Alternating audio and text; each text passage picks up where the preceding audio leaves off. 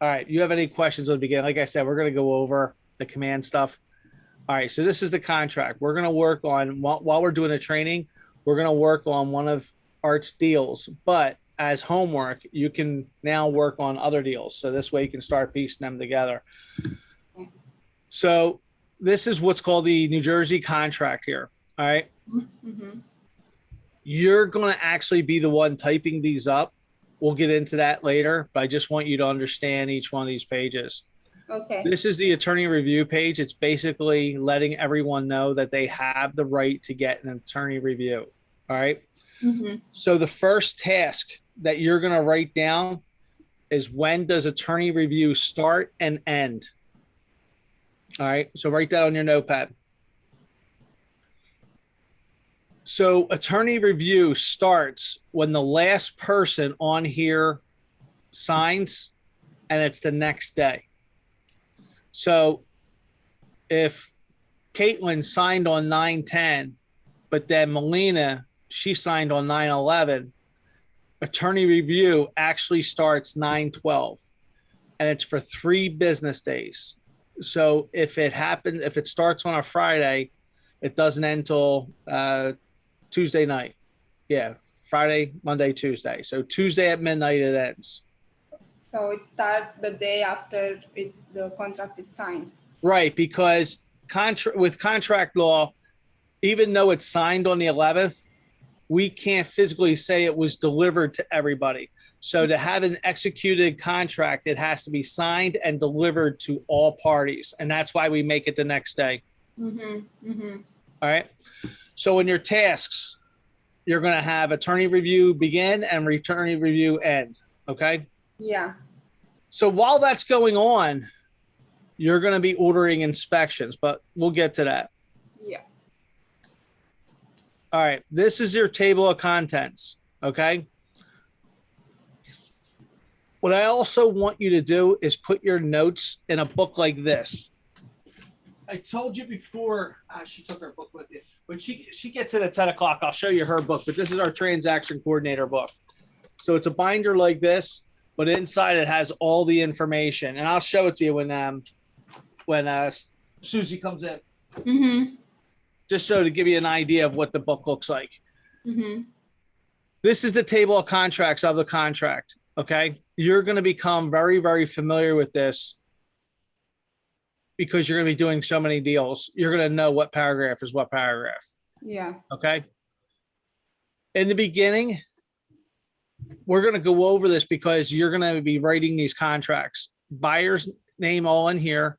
Now I'm also going to teach you how to do the autofill. So most of the stuff will just download, but if in case you ever need it, it's buyer's name, buyer's mailing address, seller mailing address. There is going to be times like just this one right here, the seller's address is going to be different from the property address. So just because the seller's selling a property, don't assume that they live there. Okay.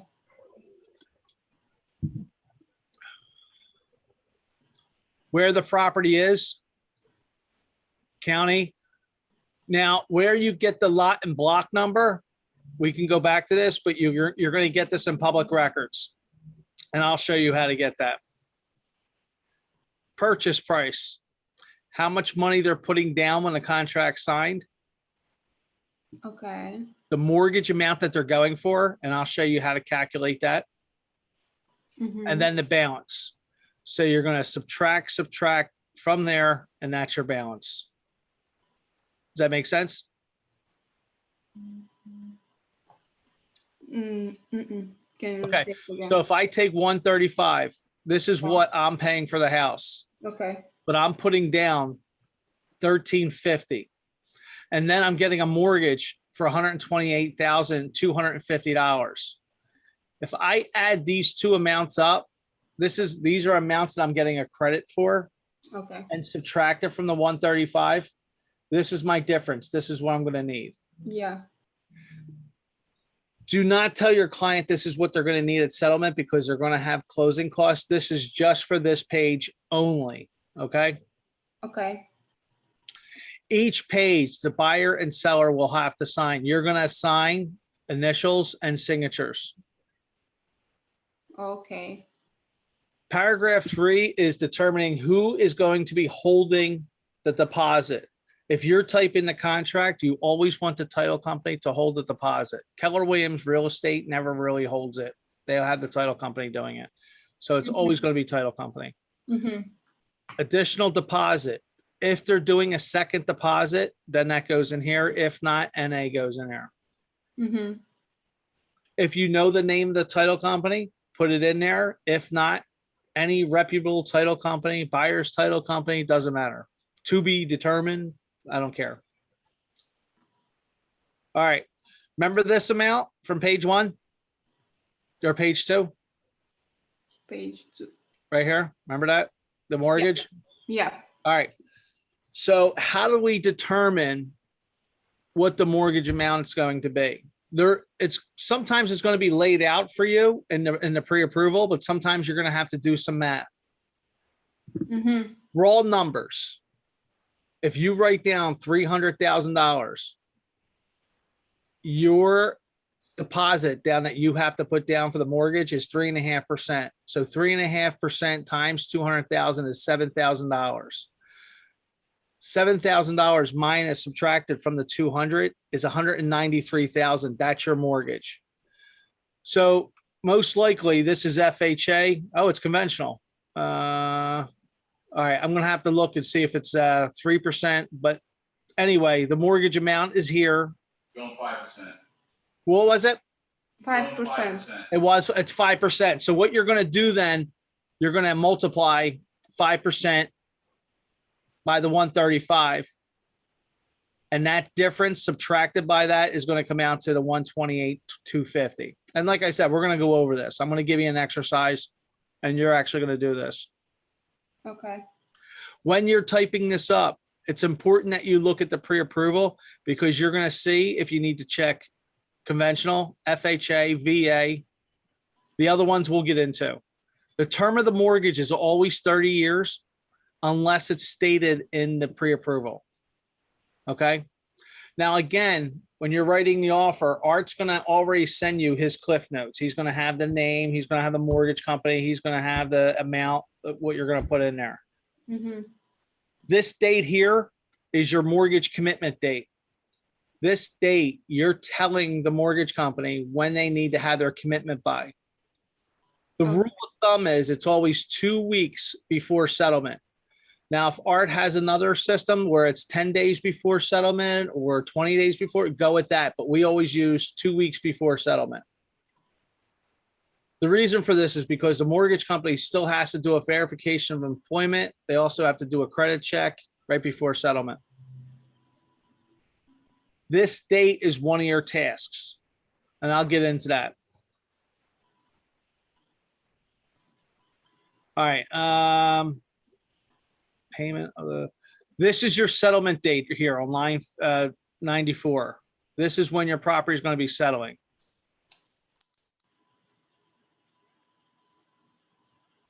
This is important too. A lot of agents mess up on this. Art's going to be sending you over what's included with the property and what's excluded. That has to go into the contract because when you buy a house, it's not always guaranteed that you're going to get the appliances. Now, anything affixed to the property, like a stove, gas stove, dishwasher, of course that has to say, but we always put them in here anyway because they can always switch them out. This is common. It's already in the contract that personal property does not stay, but some people do put this in there. But if there's anything in there that they wanted to take, like say they wanted to take their hot tub, they can put it in there. Yeah. Okay. These amounts here, this is important too if you represent the seller. So this didn't change up until about 10 years ago. We always put 500 in here, which means is that your seller, the only inspection that they have to do is called a township inspection. If anything goes over 500, basically what you're saying is, hey, it's up for negotiating. But if the repairs are under 500, the seller's willing to do it. If you leave that blank, there's a section right here. It says if left blank, then it's 1.5 times the purchase price. So it's basically going to be over $1,500, maybe $2,000 if you don't put that 500 there. is this really important? If the house has some issues, it could be, but it's a minor thing. We always put 500 in there anyway. Municipal assessments, this is very rare. If the seller is aware of any assessments coming in, they have to check has. If not, it's always hasn't.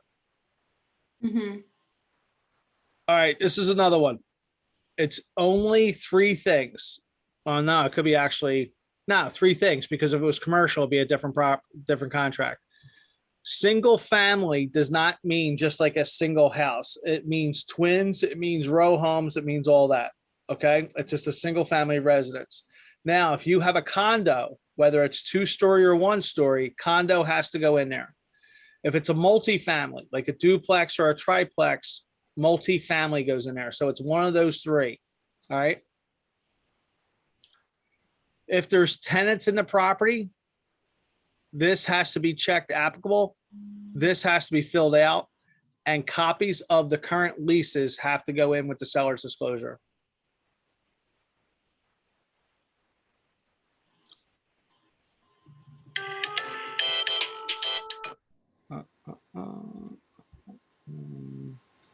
All right.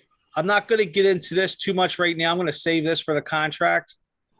Sometimes I go a little bit too in depth, and I just like explaining stuff. Mm-hmm. Okay. Wherever you see a blank, let me show you. Okay, perfect. This is a great example. All right. So in reference to the termites and all that stuff, you see how he left these blank? Yeah. They now have 14 days, calendar days, to get their reports in. A lot of agents like to put 10 in here because they don't want it to go that long, right? Mm-hmm. So even though if left blank, it's 13 days, he put, I'm sorry, 14 days, he put 14 days. I just want to see if anything else jumps out. Okay. This is important too. You see this right here? A lot of agents get this messed up. If you're writing the contract, the other firm goes in here. Okay. It's not the listing agent. There's two different contracts that say, hey, I want the listing agent's information there. But name of other firm goes here, and this would be Arts. So Keller Williams Realty, name of the firm, authorizes Representative Arthur Carr, and he represents the buyer's agent. Now, if he represents the seller, then it's a seller's agent. Okay. Do you understand the difference between all four of these? Yeah. Yes? Yes. Yeah. Okay, perfect. The Done other, in Romania, yes. that's fine. I'll teach you this. You teach me Romania. Okay. The other company's name goes in here. You do not have to put the agent's name in there. Now down here, you got to put a lot of information. So it's very handy in when you create your manual, when you create your book, I want you to keep these numbers. These numbers are going to be very important because every single contract you write, you're going to need to know these numbers. These numbers represent the office's license number and Art's license number. So keep them always on your first page. Okay. Mm-hmm. So how you're going to fill this out, just like it says here, listing firm, that could be either you or the other company, put that in there, and their license number. The agent, their number, the address of the company, phone number, fax number, cell phone number. Cell phone number is going to be important for you because that's going to go in the folder. You're going to be contacting that person or their transaction coordinator a lot. Mm-hmm. Email. Now, on the listing side, they do not have to say how much commission. They don't have to disclose that. There's already a pre-statement in there per listing agreement. And then the buyer side, buyer's information, license number, agent, license number, address, and then the commission. All right. This only happens in Jersey. Okay.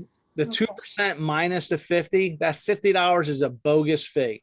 Okay. And you're going to see it go as high as $300.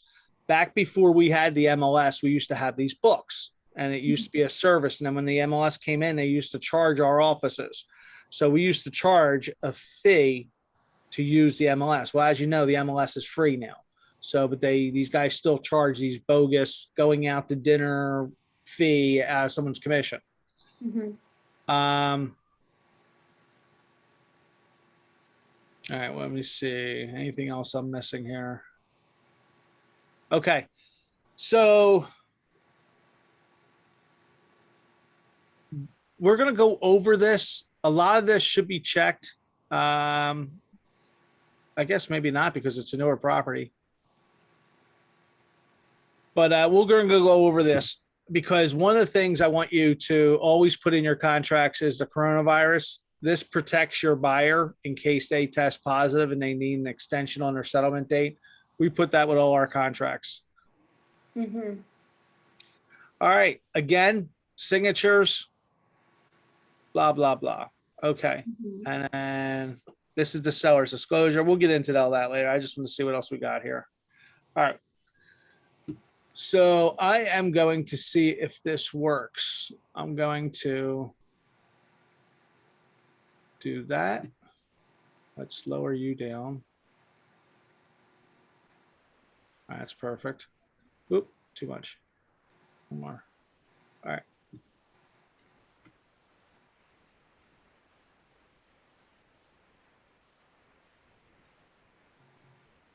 All right. And then we're going to go into conveyancing sheet. All right. Can you see both of my screens? This one and this one? Or which one do you see? Just a second. I see the command one. You see the conveyancing one? Yes. Okay. Do you have both your screens lined up? Line up, like split your screens where one is the contract and one is the conveyancing sheet. Okay. Okay, great. All right. At the end of the day, you want your contract, you want your conveyancing sheet to look like this. Okay. And we're going to highlight, and I'm going to let you know where to highlight.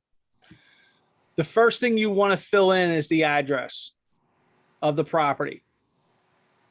Okay. The second thing you're going to fill out is the sales price. Oh, hold on for 1 second. I printed your papers up.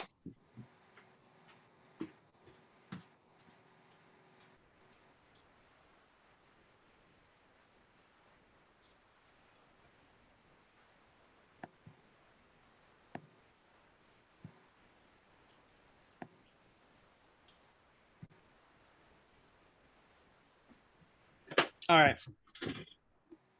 So address you're going to fill in 123 Main Street, sales price 200,000.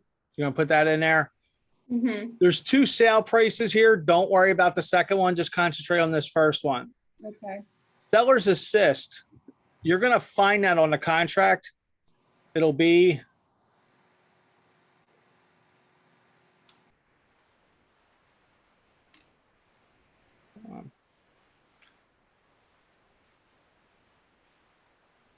you want to act up. Your seller's assist will always be on the back page. Do you see my cursor? I see your command now. I'm in command. Yeah. Give me 1 second.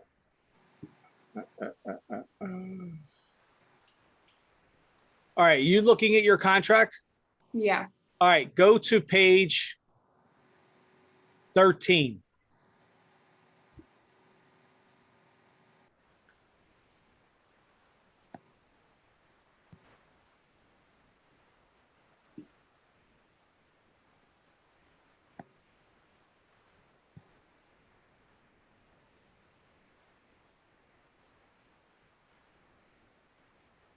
Okay.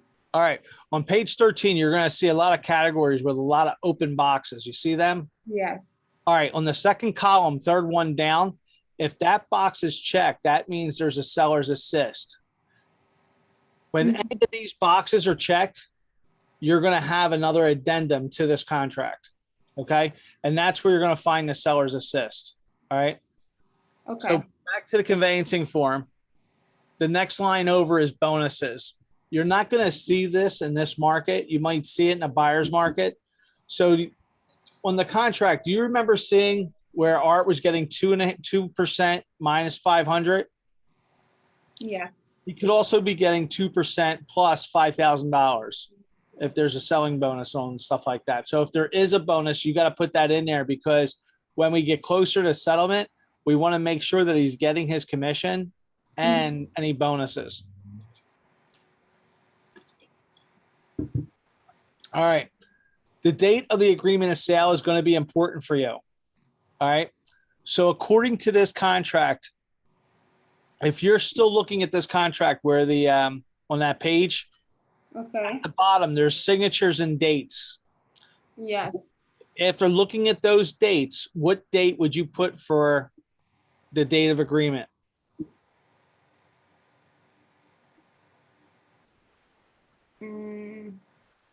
Same day. What's that? Same day that it's there. Sunday? Same date, like. No, actually the 13th. Oh, okay. That's the executed date. Oh, okay. So let's just say Art was typing these contracts up, or you typed these contracts up, and Caitlin was your client. But you typed this up on the 9th, and she didn't sign it to the 10th. And then you send it over to the seller. They didn't sign it to the 11th. A lot of agents will mess up and put the 9th on there, and it's not. You want the date of the executed contract, which is going to be 9/12. Okay? It's important because it's going to set your timelines up, because if you're one day over that home inspection repair date and Art has about 5 repairs that have to get done, and he's asking for it, it took a while to get over, and you didn't send over an extension, you can't get you're not going to be entitled to them. All right. Settlement date. If you go to page on the contract,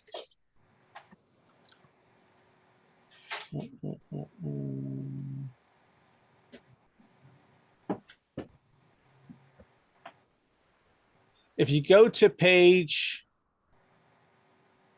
3, line 95, let me know when you're there.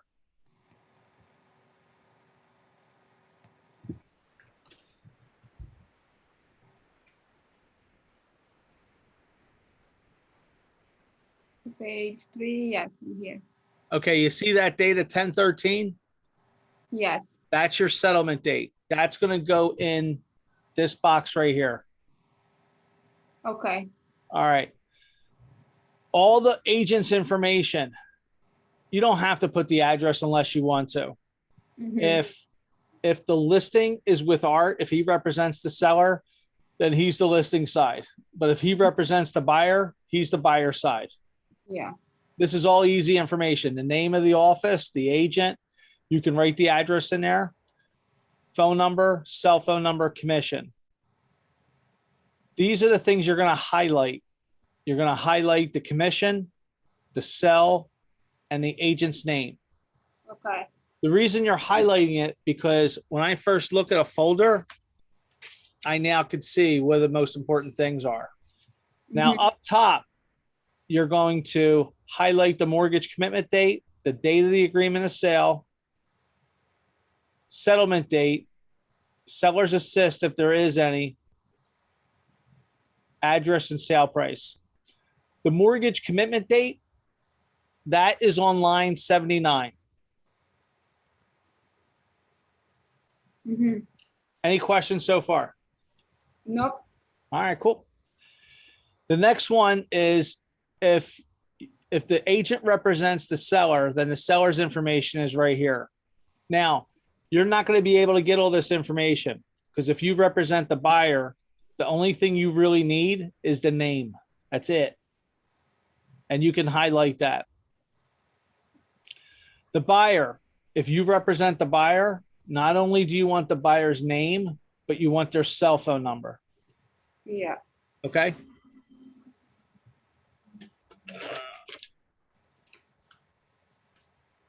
All right. In the beginning of the contract, if you go to page 2, go one screen up. Okay. All right, look at line 45. It says 130, it says $1,350. You see that? Yes. Okay. That is your first deposit. So that amount, that goes here. All right. But how do we know when it's due by? How do we know when it's received? Well, that's what these are for. So when you have an executed date up here, when it's going to tell you it's 9/12, it's usually right after attorney review. So it's due by the 15th. Okay. Mm-hmm. But let's say you get it on the 14th. You're going to write the 14th on here. Why do you think I need to write it with the 14th on here? Because that's the day you get the deposit check. Right. Because the mortgage company or a title company might call you 20 days later and say, hey, I need a copy of the deposit check, or we never received the deposit check. Well, then you can look at your folder and it's like, oh no, we received it on the 14th. Let me check my email. Let me check command. Nope. We sent it to you on the 14th. And then this way you can validate instead of wasting all that time, you could just go back to your folder. Now, let's say there was an additional deposit, and that would also be listed on page 2 of the agreement of sale. Do you see where the $1,350 is on the agreement of sale? It's page 2. Yeah, page 2, line 45.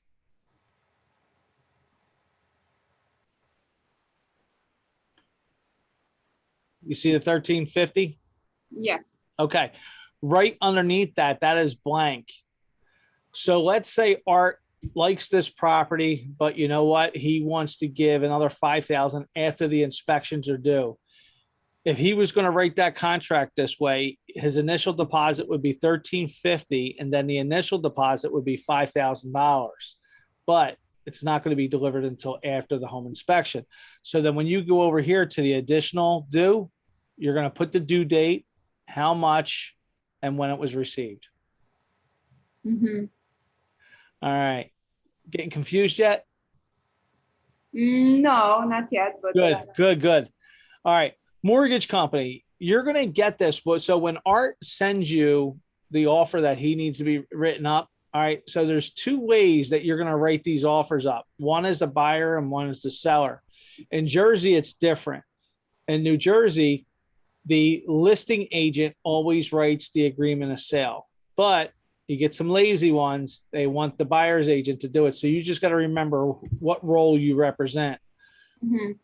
On the buyer side, when Art gives you the client the sales price, how much he's putting down, what inspections, blah, blah, blah, blah, blah. He's also going to give you the mortgage information. He's basically going to tell you, hey, this is going to be a 20% down, but he's also going to give you what's called a pre-approval. Now, let's say Art's been dealing with this client for 2 weeks or a month, and they've, had a deal, lost a deal. You're not going to ask Art for that updated pre-approval. You're going to go ahead and call the mortgage company and say, hey, look, the last pre-approval we have here is for $300,000. The house that we're going for right now is $250,000. I need an updated pre-approval for $250,000. Mm-hmm. And they're going to give it to you. Mm-hmm. So, but when it comes to this sheet, you want the mortgage company's name. It could be Wells Fargo, TD Bank, Green Tree, whatever. Okay. The reason I put 2 phone numbers in here is because one for the main number and then one for the cell phone number of the loan officer. If I need to get in touch with the loan officer, I ain't calling a 1-800 number, blah, blah, blah, blah. I want his cell phone number. I want to get this guy. Mm-hmm. The loan officer's name. Now, with some of these banks, they have a pretty good system going on, just like Art is creating right now. Okay. So that loan officer might be dealing with 20 deals, but 3 of his deals is being handled by Trisha. And that's where her information is going to go. Mm-hmm. That's if he has somebody that you want to contact other than him. Mm-hmm. You do not need the loan number, type, or the amount, but you can put that in there if you want. The loan number is always going to be on the mortgage application. Okay. The type of the loan is either going to be FHA, conventional, VA, and then the amount is the amount on the mortgage. So if you're looking at page 2, line 47, that is the mortgage amount. Oh, okay. Does that make sense? Yeah. So that's where this is going to come into play. It's this sheet right here. Mm-hmm. All right. So we're done with the mortgage company. Now we got to go down to the inspections. There's multiple inspections, or there could be 0 inspections. We're going to go over the most common. Okay. Okay. The only inspection that the seller is required to do is called a township inspection. All right. That's this guy here. You don't have to worry about putting a company because it's the township. So it's whether it's Berlin or Williamstown, Washington Township, doesn't matter. Date ordered and date received. Date ordered means when they're going out. So if I go out to the township on the 12th and I give them $50 and set up an inspection, but they're not going out to the 15th is the date that goes in here. That's the date that they're going out to do the inspection. Okay. Date received is when you receive the results, whether it passed or it failed. If it passed, you're going to put the date, you're going to write clean, and you're going to circle it, or you can write passed and circle it. Mm-hmm. If it failed, you're going to write the date and then you're going to write fail, but don't circle it. When you circle things, that means it's been completed.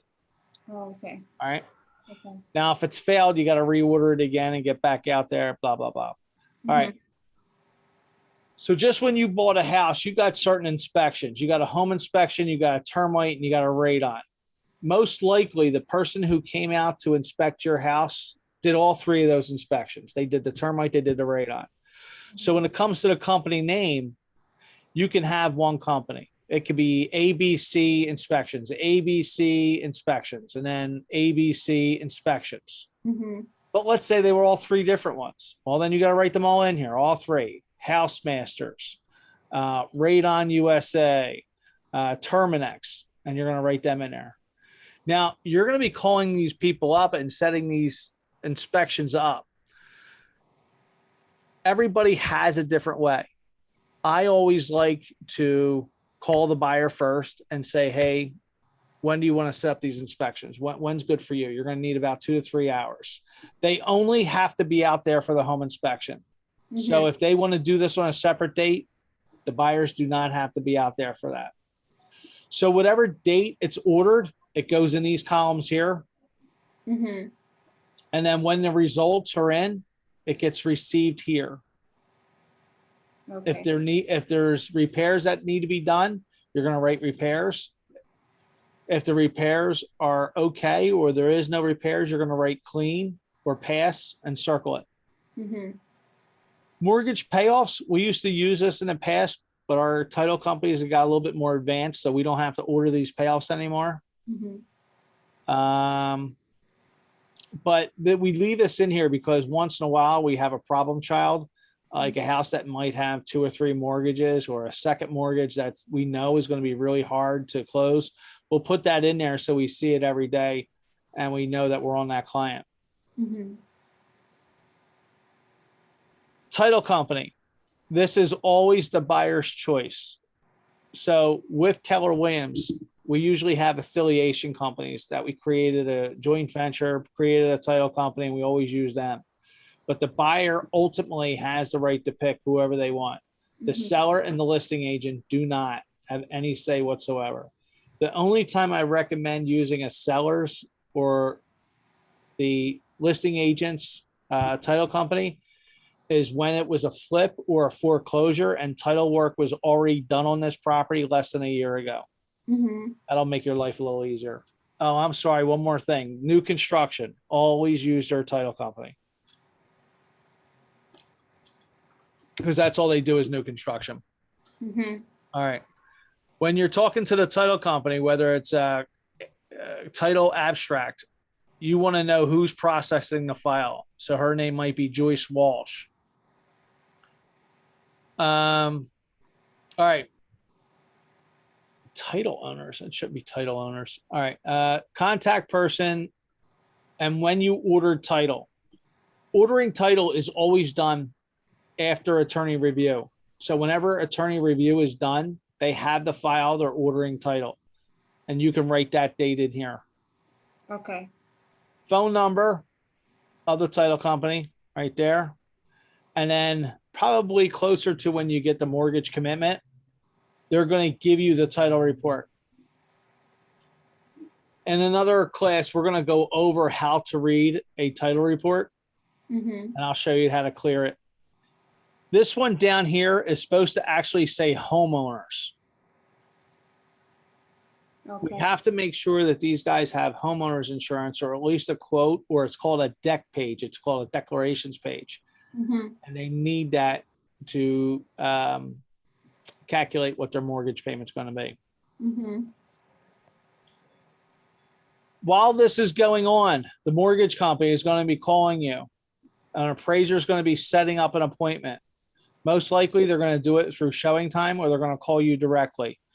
Write the full appraiser's name down, get their phone number, because the reason I do this is because in case there's any discrepancies or the keys out of the lockbox, or there's a question I have him on his report, I now have his contact information. Okay. When are they going out? So if they're calling you on the 15th, they're scheduling, hey, we're going to go out there on the 18th. Is that 18th at 9 o'clock? Is that okay? And you're going to say yes. And you're going to write that date in here. Not only the date, but the time. Okay.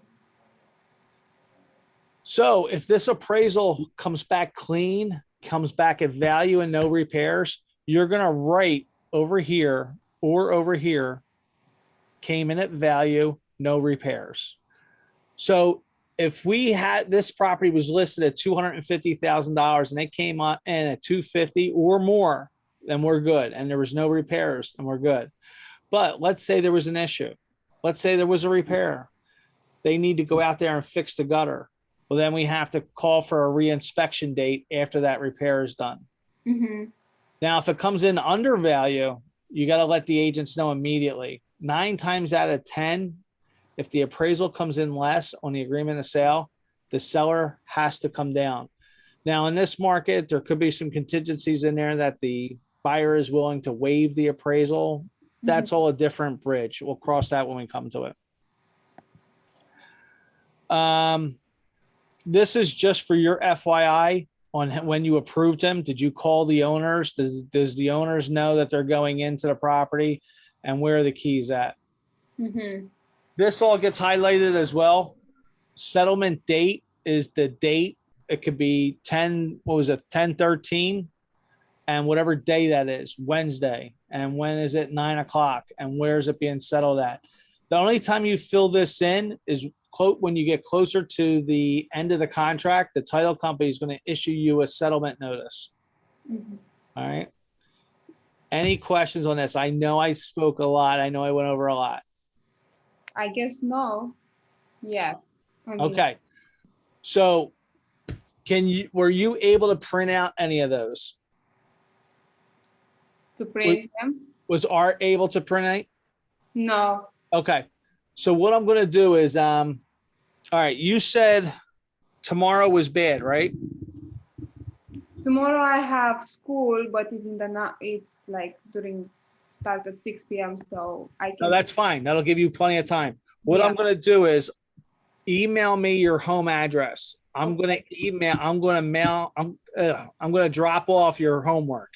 Okay. I'm going to give you an example of everything we went over today. Okay. And if there's going to be any questions, I want you to revert back to this video or text me or call me.